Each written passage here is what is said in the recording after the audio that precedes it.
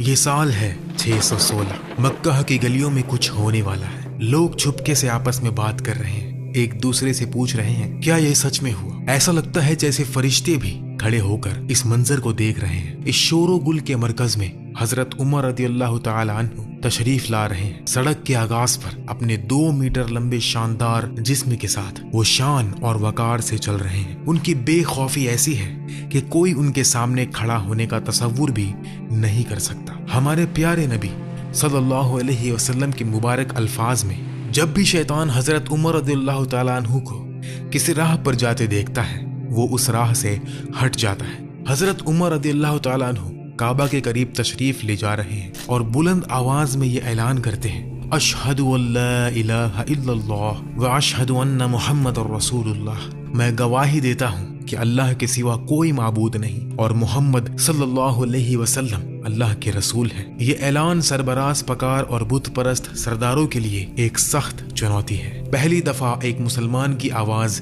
اتنی بلند گونج رہی ہے۔ یہ مکہ کے مشرکوں کے لیے بہت بڑا نقصان ثابت ہوتا ہے۔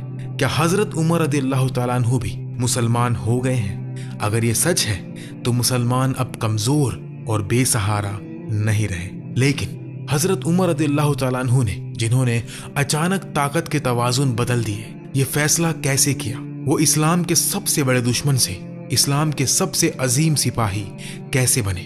جب وہ نبی صلی اللہ علیہ وسلم کو قتل کرنے نکل پڑے تھے تو اچانک انہی کے مقصد کے لیے جان دینے کو تیار کیسے ہو گئے؟ پھر وہ نبی صلی اللہ علیہ وسلم کے سب سے عظیم اور قریبی صحابہ اور ان کے بعد دوسرے خلیفہ بنے۔ یہ دنیا کے سب سے دلچسپ اور مقدس قصوں میں سے ایک ہے۔ پردے کے پیچھے حضرت عمر رضی اللہ تعالیٰ عنہ کے اسلام قبول کرنے کا قصہ۔ حضرت عمر رضی اللہ تعالیٰ عنہ کے والد خطاب قریش قبیلے کے بنو عدی کے سردار تھے۔ حضرت عمر رضی اللہ تعالیٰ عنہ کو اچھی تعلیم حاصل ہوئی۔ وہ بہت ذکی اور طاقتور جوان تھے۔ انہوں نے اس علاقے کے لاجواب پہلوانوں کو ہرایا، جس کی وجہ سے مکہ والوں نے انہیں مکہ کا حامی کا لقب دیا۔ اپنی ذہنی قوت اور جسمانی طاقت کے سبب وہ اپنے قبیلے کے سردار بنے۔ اسلام کے ابتدائی سالوں میں نبی صلی اللہ علیہ وسلم خلیدہ خبر نہیں دے رہے تھے، بلکہ چھپے ہوئے طور پر جنہیں اسلام کے قریب سمجھا جاتا تھا مسلم انہیں گھر میں دعوت دیتے تھے، اور جو مسلمان ہو جاتے وہ اپنا اسلام چھپاتے تھے، صرف انہیں بتاتے تھے جو بھروسے مند اور نیک سمجھے جاتے تھے۔ مسلمانوں کے جمع ہونے کی جگہ بھی چھپی ہوئی تھی۔ اگر کھلی ہوئی دعوت ہوتی تو کم تعداد ہونے کی وجہ سے انہیں بہت تکلیف ہوتی۔ جب یہ حالت کچھ وقت تک جاری رہی، شہر میں افواہیں پھیلنے لگی۔ یہ نیا مذہب مکہ کے مشرک سرداروں کے کانوں تک پہنچنے لگا۔ پہلے انہوں نے اسے نظر انداز کیا، لیکن وقت کے ساتھ ساتھ ان کے قریبی بھی اسلام قبول کرنے لگے۔ اس نئی حالت پر بات کرنے کے لیے دارالندوہ میں ملاقاتیں ہوئی، جو مکہ کا شہری کونسل تھا۔ ہر خاندان کے سردار ان ملاقاتوں میں شامل ہوتے اور حضرت عمر رضی اللہ تعالیٰ عنہ بھی اپنے قبیلے بنو عدی کے سردار کے طور پر شرکت کرتے۔ ان ملاقاتوں میں مختلف فیصلے ہوئے۔ ایک فیصلہ یہ تھا کہ ہر شخص اپنے قبیلے کے مسلمان ہونے والوں یا ہونے کا سوچنے والوں کو قید، پٹائی اور عذاب سے ڈرائے گا۔ حضرت عمر رضی اللہ تعالیٰ عنہ نے اپنے قبیلے کے مسلمانوں کو باندھ کر تھک جانے تک پیٹا۔ اس وقت مسلمان انہیں ظالم کے لقب سے جانتے تھے، چونکہ دعوت چھپی ہوئی تھی۔ حضرت عمر کو اسلام کی حقیقت کا ابھی علم نہیں تھا۔ ان کے ذہن میں وہ یہ سمجھتے تھے کہ وہ اچھا کام کر رہے ہیں، کیونکہ ان کے نظر میں نبی صلی اللہ علیہ وسلم عربوں میں تنفر پیدا کر رہے تھے اپنے فائدے کے لیے۔ حضرت عمر رضی اللہ تعالیٰ عنہ اپنی قوم کو اس خطرے سے بچا رہے تھے۔ وقت کے ساتھ ساتھ مسلمانوں پر ظلم ناقابل تحمل ہو گیا۔ اس کے نتیجے میں کچھ مسلمانوں نے نبی صلی اللہ علیہ وسلم سے اجازت لے کر حبیشستان یعنی ایتھیوپیا ہجرت کرنا شروع کی۔ ان میں عامر رضی اللہ تعالیٰ عنہ بھی تھے، جو پہلے خطاب کے غلام تھے لیکن بعد میں آزاد ہوئے۔ وہ اور ان کی بیوی لیلا رضی اللہ تعالیٰ عنہ اس ہجرت کی لہر میں شامل ہونے کی تیاری کر رہے تھے۔ جب حضرت عمر لیلا سے ملے اور پوچھا کیا تم کہیں جا رہی ہو، انہوں نے جواب دیا، ہاں، تم نے ہمیں بہت عذاب دیا۔ جب تک اللہ ہمیں نجات کا راستہ نہ دکھائے ہم اللہ کے کسی اور زمین پر جائیں گے۔ حضرت عمر نے انہونی نرمی سے کہا، اللہ تم سب کی مدد کرے، اور پھر وہاں سے چلے گئے۔ اس وقت تک ان کا دل مسلمانوں کے ساتھ کیے ہوئے ظلم سے تھک چکا تھا۔ انہیں محسوس ہونے لگا کہ کچھ تو غلط ہے، لیکن ان کا ذہن اور دل ابھی پریشان تھا۔ لیلا کو ان میں ہمدردی اور رحم کا احساس ہوا۔ جب عامر واپس آئے، انہوں نے ان کی یہ حالت بتائی۔ عامر حیران ہوئے اور بولے، کیا تمہیں امید ہے کہ حضرت عمر رضی اللہ تعالیٰ عنہ مسلمان ہو جائیں گے؟ پھر انہوں نے کہا، واللہ خطاب کا گدھا مسلم ہو جائے گا، لیکن اس کا بیٹا عمر نہیں۔ یہ اثر تھا جو حضرت عمر کا رویہ لوگوں پر ڈال رہا تھا، لیکن ان کا پتھر جیسا سخت دل جلد ہی نرم ہونے والا تھا۔ حضرت عمر رضی اللہ تعالیٰ عنہ کے اسلام قبول کرنے کے واقعات میں ایک یہ تھا کہ وہ ایک رات نبی صلی اللہ علیہ وسلم کو کعبہ کے قریب نماز ادا کرتے دیکھتے ہیں۔ حیرت میں کہ وہ کیا پڑھ رہے ہیں، وہ چھپے ہوئے طور پر قریب جاتے ہیں۔ نبی صلی اللہ علیہ وسلم سورہ الحقہ پڑھ رہے تھے۔ ان کے الفاظ سے حضرت عمر مجذوب ہو گئے، لیکن وہ ایسے ہی مسلم نہیں ہونے والے تھے۔ انہوں نے سوچا، واللہ جیسے قریش کہتے ہیں وہ شاعر ہیں۔ اسی وقت نبی صلی اللہ علیہ وسلم نے 41ویں آیت پڑھی، اور یہ کسی شاعر کا کلام نہیں مگر تم لوگ بہت ہی کم ایمان لاتے ہو۔ حضرت عمر رضی اللہ تعالیٰ عنہ حیران رہ گئے۔ انہوں نے سوچا کہ انہوں نے جان لیا کہ میں کیا سوچ رہا ہوں، شاید وہ جادوگر ہے۔ نبی صلی اللہ علیہ وسلم اگلی آیت پڑھتے ہیں، اور نہ کسی کاہن کا قول ہے لیکن تم لوگ بہت ہی کم غور و فکر کرتے ہو۔ حضرت عمر دنگ رہ گئے۔ ہر آیت ان کے سوالوں کا جواب دے رہی تھی۔ یہ انہیں گہرائی سے ہلا گیا۔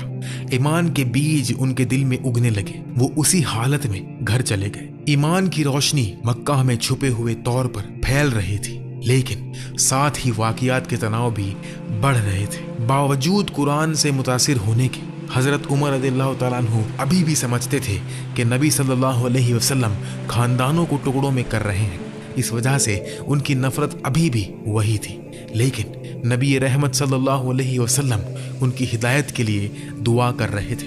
یا اللہ، اسلام کو دو مردوں میں سے جس سے تو زیادہ پیار کرتا ہے اس کے ذریعے مضبوط کر، ابو الحاکم بن ہشام، ابو جہل یا عمر ابن الخطاب۔ اس دعا کی صبح دار ندوہ میں ایک اور ملاقات ہوئی۔ نبی صلی اللہ علیہ وسلم کے قبیلے بنو ہاشم سے بدلے کے ڈر سے ابو جہل نے پیشکش کی، جو محمد صلی اللہ علیہ وسلم کو قتل کرے گا میں اسے 100 اونٹیں دوں گا۔ خون کے بدلے کے خطرے کے باوجود حضرت عمر رضی اللہ تعالیٰ عنہ نے یہ پیشکش قبول کی اور تلوار لے کر نکل پڑے۔ یہ ان کے لیے ایک خودکشی کا مشن تھا، کیونکہ نبی صلی اللہ علیہ وسلم کا خاندان بدلہ ضرور لیتا۔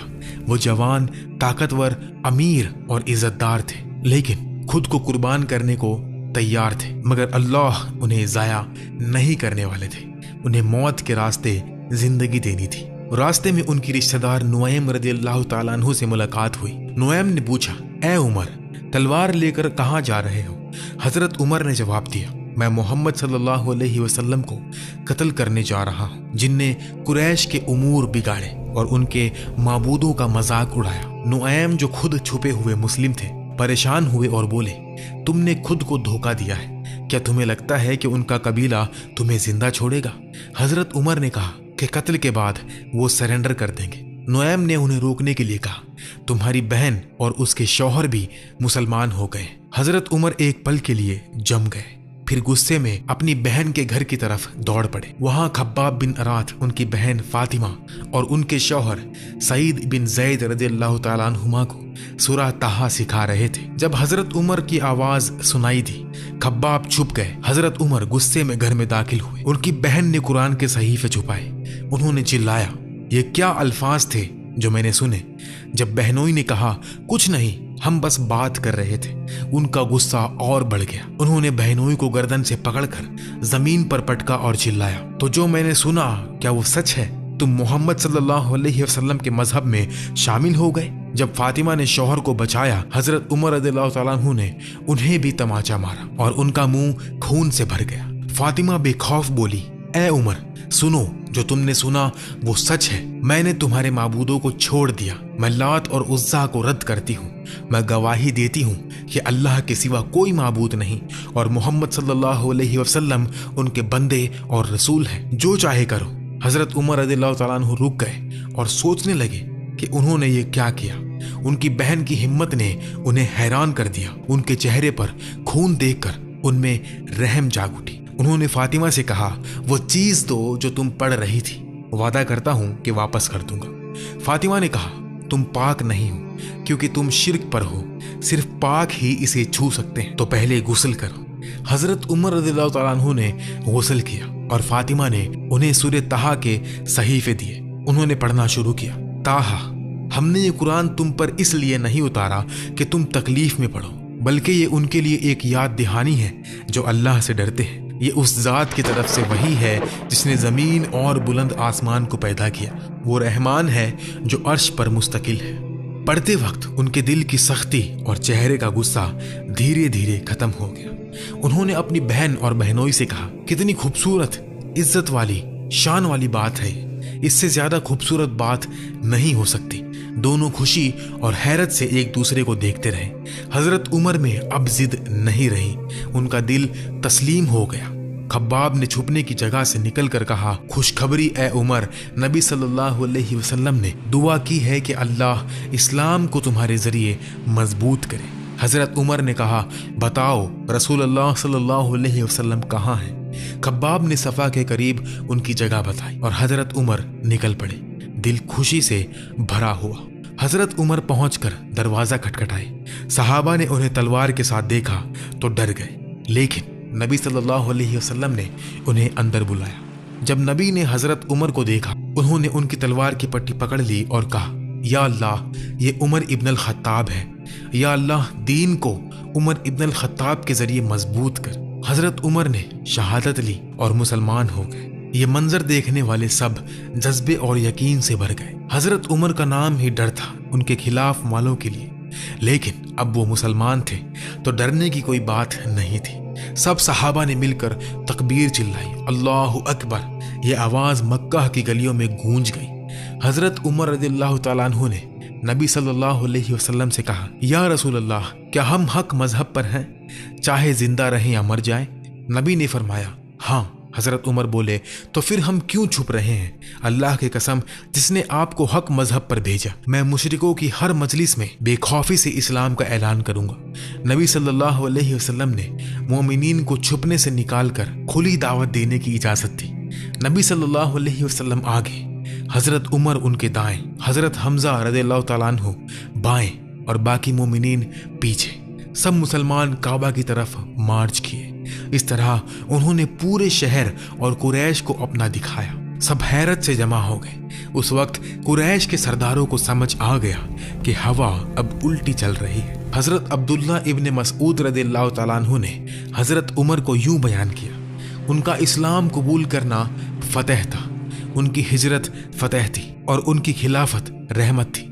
बेशक हजरत उमर रज़ियल्लाहु ताला अन्हु का ईमान मुसलमानों के लिए बड़ी फतह और काफिरों के लिए बड़ी शिकस्त थी।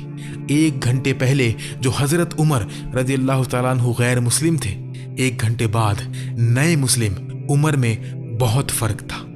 वो जालिम शख्स जो लोगों को अजाब देते थे, अब ऐसे बन गए कि मक्खी को भी नुकसान ना पहुंचाए। नबी सल्लल्लाहु अलैहि वसल्लम की हिदायत की रोशनी से उनके अंदर छुपी रोशनी चमक उठी। उस दिन हजरत उमर रज़ियल्लाहु ताला अन्हु के दिल में ईमान का बीज बोया गया और उस बीज से अल्लाह ने इंसाफ और वसीयत का एक अजीम दरख्त पैदा किया, इतना कि उनके खिलाफत के दौर में उन्हें अल आदिल का लक़ब मिला। और ना सिर्फ इंसान बल्कि जानवर भी जुल्म से महफूज रहे।